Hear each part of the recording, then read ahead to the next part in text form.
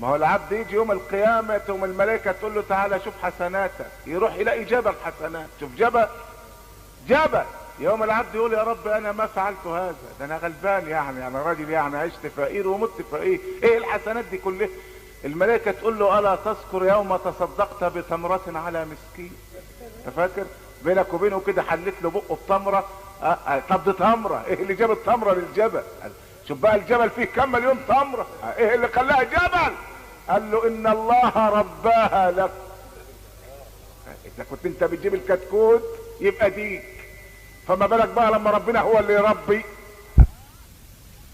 ولذلك قال الله تبارك وتعالى لحبيبه ومصطفاه خذ من اموالهم صدقة تطهرهم وتزكيهم بها وصل عليهم ان صلاتك سكن لهم والله سميع عليم.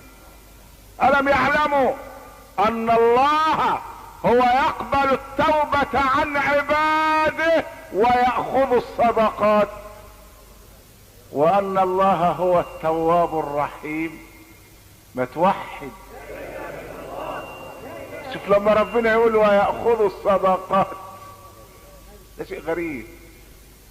ولذلك السيدة عائشة بتفسر هذا المعنى، كانوا مسميين السيدة عائشة ام الطيب، كنيتها ام الطيب. وانتوا عارفين ان الطيب هو المسك، الرائحة الزكية. ليه سموها ام الطيب؟ ليه كانوها بام الطيب؟ قال لك لانها كانت اذا ارادت الصدقة وضعت الدرهم او الدينار في المسك اولا. يا سلام، تحط الدرهم في المسك وبعدين